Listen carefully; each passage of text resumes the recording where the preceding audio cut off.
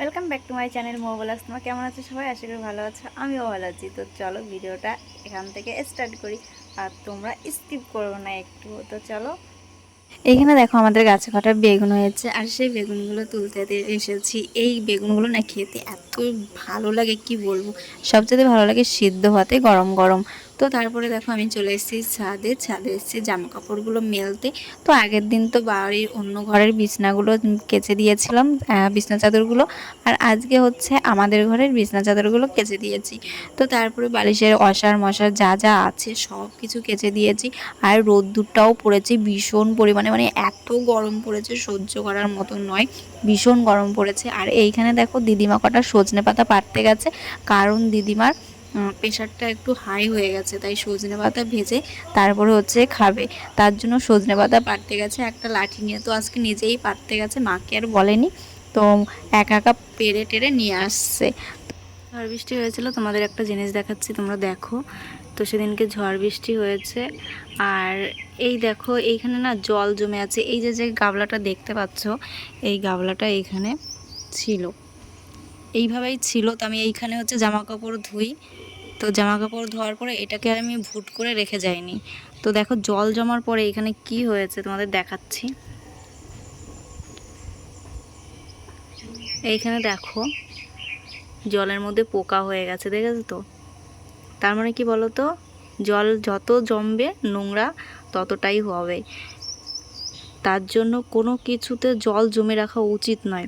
দেখেছো তো কি অবস্থা? এই যে ছোট ছোট দেখতে পাচ্ছ, এগুলো হচ্ছে পোকা হয়ে গেছে জলের মধ্যে। তো এটা আমারই ভুল, এটা ভুট করে রাখা দরকার ছিল আমার।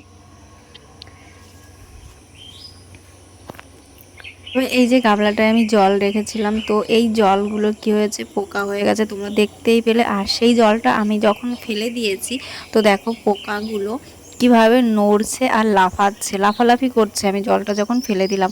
আর তার মানে কি বলতো, কোনো জায়গায় কোনো কিছুতে জল জমিয়ে রাখা উচিত নয়। তার মধ্যে মশা মাছি এইসব জন্মাতে পারে, তো সেটা আমাদের পক্ষে ক্ষতিকারক। তার জন্য হ্যাঁ, তোমরা বাথরুমের ছাদে টাদে সব জায়গায় একটু জল রাখতে পারো। কারণ কি বলতো, যখন পাখিদের একটু জলের প্রয়োজন হয় ওদের খাওয়ার জন্য, তখন হালকা কোনো বাটিতে বা কোনো কিছুতে একটু সামান্য পরিমাণে জল রাখতে পারো, তাহলে পাখিরা একটু গরমের সময় জল পায়। তো তারপরে এখানে চলে আসলাম হচ্ছে জানলাগুলো মুছতে। জানলাগুলো মুছছি আমি এখানে বসে বসে। আর জানলাগুলো এইবার ভালো ধুলো পড়েনি, কারণ অল্প থাকতে আমি আবার পরিষ্কার করা শুরু করে দিয়েছি, কারণ এখন অল্প অল্প আছে আর আমার কষ্টটাও খুব কম হবে তার জন্য। আর এইখানে দেখো বিছনা চাদরগুলো আমি ধুয়ে দিয়েছি, তোমরা দেখলে। আর এই দেখো আমি পেতেও ফেলেছি, আর পাতার সঙ্গে সঙ্গে আমার ছেলে কিন্তু বিছিয়েও ফেলেছে, সেটা তোমরা দেখতেই পারছো চারিদিকে বিছানো। আর আমার ছেলে দেখো বসে বসে কী করছে সেটাই তোমাদের দেখাবো। আর আমি যখনই ভিডিওটা করতে গেলাম তখনই আমার ছেলেটা ওই যে লুকাচ্ছে। হ্যাঁ, মানে ও খেলনা নিয়ে বসে পড়েছে, এই দেখো ও খেলনা নিয়ে বসে পড়েছে। এখন ওই মানে ওর সব কিছুতে কারেন্টের জিনিস লাগবে, ঠিক ওর বাপির মতন। ওর বাপি যেরকম আগে ছোটোবেলায় কারেন্টের জিনিস নিয়ে নাকি খেলা করতো, সেরকম ও হয়েছে কারেন্টের তার ফার নিয়ে এইসব নিয়ে খেলা করে। আর এইখানে আমি চলে এসেছি এই ঘরে, এই ঘরের বিছনা চাদরগুলো পাততে। তো ভাবলাম যে এই ঘরের বিছনা চাদরটা যখন ধুয়ে দিয়েছি, তো একটু পেতে দিয়ে আসি। তো মাই প্রতিবার বিছিয়ে মানে পেতে রাখে, তাই ভাবলাম যে আমিই যাই, মা আর এই ঘরে কেন আসবে, আমি পাতিয়ে রাখিয়ে রেখে আসি। তো তার জন্য আমি এখানে বিছনা চাদর পাততে আসলাম। আর পাতার সময় দেখলাম ঘরে আমাদের বড় ফ্রিজের খাপটা এই ঘরে রেখেছে, আর জায়গাটা পুরো মানে আটকে গেছে। তো চলো, সেই ভিডিওটা আমি করতে পারিনি, যে এই ঘরে ফ্রিজের যে বড় বাক্সটা, সেই বাক্সটা এই ঘরে রেখেছে। তো তোমাদের অন্য একদিন দেখিয়ে দেবো সেই বড় ফ্রিজের কাভারটা ওই ঘরে রেখে দিয়েছি, আর ঘরটা পুরো আটকে গেছে। তো তারপরে এখানে আমি বিছানা চাদরটা পেতে নিচ্ছি। আর কি হয়েছে বলো তো, এই ঘরে বাবা আর মা রাত্রিবেলা ঘুমোচ্ছে এখন, কারণ প্রচণ্ড গরম। আর এই রাত্রেবেলা টিনের ঘরে ভীষণ ঠান্ডা হয়ে যায়, তার জন্য বাবা আর মা এই ঘরে ঘুমোচ্ছে এখন। শীতকালে কিন্তু এই ঘরে ঘুমোনো যায় না, শীতকালে ভীষণ ঠান্ডা হয়ে যায়, তার জন্য শীতকালে ঘুমোনো যায় না, কিন্তু গরমকালে ভীষণ ঘুমিয়ে আরাম। তো মা বাবাই তার জন্য এই ঘরে ঘুমোচ্ছে আর ভীষণ মজা পাচ্ছে। আর আমার ছেলেটা দুঃখ প্রকাশ করছে, কারণ ও ঠানুর কাছে ঘুমোতে পারছে না, কারণ ওই ঘরের চৌকিটা একটু ছোট, তো তার জন্য। আর ছেলে যেহেতু ওর ঠানুর কাছে ঘুমোতো আর এখন আমাদের কাছে ঘুমোচ্ছে, আর ওর কষ্ট হচ্ছে।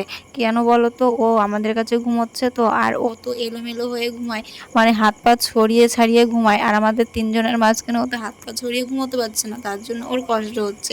আর তারপরে দেখো এখানে বালিশের কাভারগুলো আমি পরিয়ে ফেলেছি, তো আমার পরানো হয়ে গেছে বালিশের কাভার। আর এখন আমি যাব অন্য ঘরে, মানে আমাদের ওই ঘরে। আর এই ভীষণ গরম পড়েছে দেখেছো তো, আমি ঘেমে টেমে একাকার হয়ে গেছি। আর আমি বলদের মতন এই ঘরের ফ্যানটাও চালাইনি, ফ্যানটা না চালিয়ে আমি কাজ করছি, মানে আমি এত পাগল হয়ে গেছি কি বলবো। তো তারপরে দেখো আমার ছেলে এখানে সাইকেল নিয়ে একটু মেকানিকগিরি করছিল। তারপরে কি হয়েছে বলো তো, যেই আমি ক্যামেরাটা অন করেছি আর ও দৌড় মেরেছে। হ্যাঁ, মানে কি তোমাদেরকে দেখাবে না তার জন্য। আর আমি এখন একটু যাচ্ছি রাস্তার দিকে, আমার হচ্ছে একটা দরকার আছে একটা বাড়িতে, তো সেই দরকারটা মেটানোর জন্যই আমি একটু বাড়ির থেকে বেরোচ্ছি। আর ছেলে যাচ্ছে হচ্ছে রাস্তার দিকে, ছেলে এখন একটু খেলা করবে। আর এই দেখো আমাদের গ্রামের প্রাকৃতিক পরিবেশটা কতটা সুন্দর।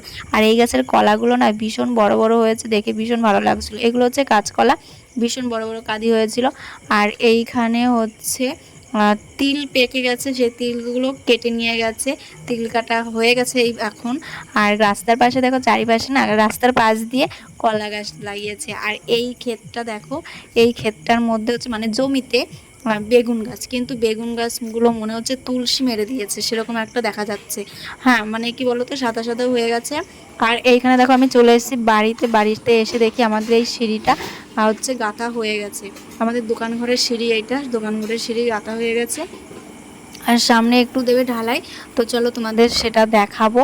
তো তো চলো, আমি ঢালাইতে তোমাদের দেখাতে পারিনি, আমি তোমাদের কালকের ভিডিওতে দেখিয়ে দেবো যে আমাদের কোথায় ঢালাই দিল একটুখানি। তারপরে রাত্রিবেলা আমি চলে এসেছি ম্যাগি বানাতে।